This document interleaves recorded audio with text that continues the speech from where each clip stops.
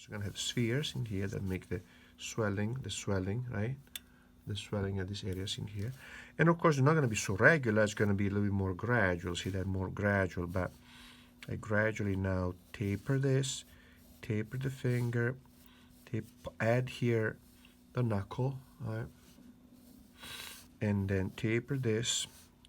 So it's not going to be a super regular round swelling, which typically denotes some sort of inflammation or bee sting or whatnot, you know, like a pimple or something. It's much more gradual, right?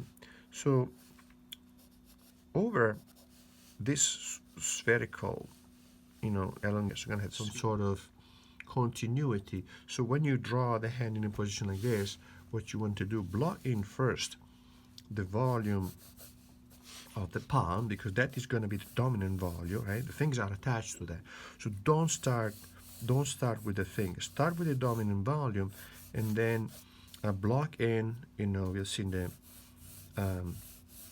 base of the thumb, the tenor eminence, with the thumb. And you see the thumb, you look at the thumb, you look at the thumb is, and then I see how from here I can see how this finger in here comes a little bit past the vertical. See that?